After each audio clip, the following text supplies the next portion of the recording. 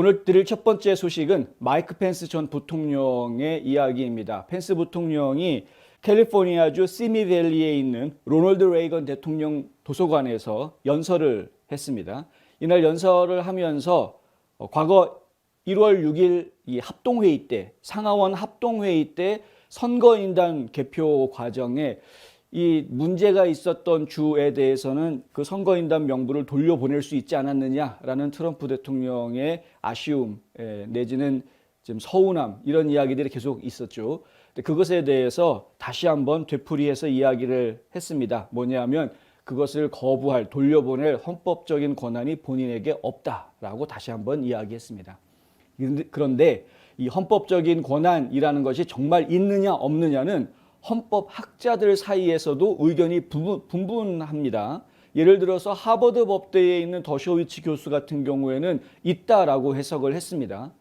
그러니까 무조건 없다라고 주장하는 것도 펜스 전 부통령의 오만이 될 수 있는 것이죠. 사실 이 문제 때문에 공화당으로부터 그리고 많은 보수층으로부터 이 반대 의견, 반발을 지금 받고 있는 그런 상황 아닙니까?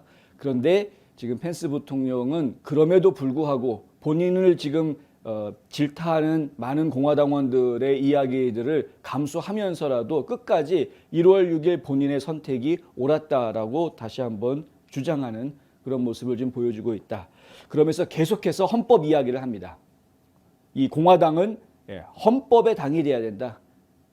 자기네 마음대로 하고 싶은 그런 당이 아니고 헌법의 당이 돼야 된다. 이 이야기를 계속합니다. 근데 굉장히 중요한 이야기죠. 헌법이 가지고 있는 그 질서나 사상은 결국은 건국의 아버지들이 이 미국이란 나라를 만들었을 때 이 나라를 어떠한 나라로 만들겠다라는 그 내용들이 다 헌법에 담겨져 있는 것이기 때문에 헌법을 준수하는 것은 굉장히 중요한 일입니다. 그것은 뭐 당연히 말할 필요도 없는 일입니다. 문제는 뭐냐 하면 제대로 알고 그거를 해야 된다 이거죠. 제대로 알고. 제대로 알고 해야지 잘못 알고 있으면서 본인이 알고 있는 게 맞다라는 강한 확신을 가지고 무작정 밀어붙이는 것은 그것은 오만이 되는 것 아닙니까? 그렇게 하면은 그것은 제대로 된 리더십이라고 이야기할 수가 없는 것입니다. 트럼프 대통령이 정말 훌륭한 리더십을 보여줬다라고 저희가 이야기하는 이유가 여러 가지가 있는데 그 중에 하나가 뭐였냐 하면은 본인의 생각이 있어서 강하게 밀어붙이다가도 주변의 참모들이 이러이러하다라고 조언을 해주면 어찌됐든 그 조언들을 들었습니다. 그것이 트럼프 대통령의 리더십의 상당히 아주 중요한 핵심 요소 중에 하나라고 저희는 봅니다. 그러니까 독단적으로 본인의 의지대로 행동하지 않았다라는 것. 저희는 그걸 여러 차례 보았기 때문에 펜스 부통령도 마찬가지였어야 한다라고 생각하는 것이죠. 어차피 헌법학자들 사이에서 이렇게 해석하는 사람도 있고 저렇게 해석하는 사람도 있는데 그렇다면 본인이 제대로 알고 해석을 해야 되는 것 아닙니까? 주의회에서 원래는 결정을 해야 되는 것이지만 이 선거인단 명부라는 것에 대한 것은 주의회의 승인을 받아야 한다는 것이 법으로 되어져 있는데 그런데 주의회의 승인이 받은 것이 아니라 주의회 승인이 없이 그냥 주 국무장관하고 민주당 대표하고 서로 간에 합의서, 약식으로 만든 합의 서류에다가 서명한 걸 가지고 주의회가 인정해주지도 않은 선거인단을 그대로 인정해주고 개표했다라는 것은 그것은 오히려 비헌법적인 잘못된 불법적인 행동을 본인이 해놓고 끝까지 자기는 헌법을 지켰다라고 주장하고 있는 이런 모습을 보이고 있는 것이어서 이런 행동은 사실은 본인한테도 해가 될 것입니다. 지금 2024년에 대선 주자로 출마할 가능성이 상당히 이야기되고 있는 입장인데 이렇게 옹고집, 똥꼬집 부리고 있는 모습을 자꾸 보여서는 이 공화당 내에서 인정받을 수가 없는 것이죠. 본인의 입지가 점점 줄어들게 될 것입니다. 지금 상황은 아직 공화당 내부에서 우리의 대통령 후보를 누구로 하겠다라는 이 표심이 확실하게 결정난 그런 상황이 아닌 거죠. 2024년에 대선 후보가 결정이 되는 것이니까 결국에는 이 공화당에 있는 당원들은 아직까지는 지금은 이제 일종의 허니문 타임처럼 많은 후보감들을 놓고 이 사람들이 정말 이 나라를 잘 이끌어갈 수 있는 대통령감인가 아닌가 간보기하고 있는 이런 상황입니다. 그렇기 때문에 어제 저희가 보도해드렸던 것처럼 니키 헤일리 같은 인물도 일단은 뭐 아이오와주에 간다. 그러면은 아이오와주에서는 환영을 하는 거죠. 당신이 어떤 인물인지 우리가 좀 알고 싶다. 이건 뭐 당연한 거 아닙니까? 그것 자체가 문제가 될 것은 없는 것이고 지금은 그런 상황이기 때문에 이른바 잠룡이라고 이야기할 수 있는 이 대권 도전이 가능성이 있는 여러 인물들이 여기저기에 불려다니고 자신의 생각들을 이렇게 저렇게 이야기하는 모습들을 저희가 자주 볼 수 있습니다. 이것은 저희가 이거 가지고 뭐 비평하고 이럴 문제는 아니지만은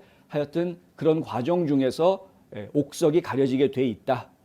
저희가 계속해서 이 대선 잠룡들의 움직임들 계속해서 전해드릴 것이고요. 그리고 그분들이 가지고 있는 생각들도 전해지는 대로 그대로 다 전해드리려고 합니다. 여러분들 스스로가 시간을 가지시고 이 사람은 역시 안 되겠구나.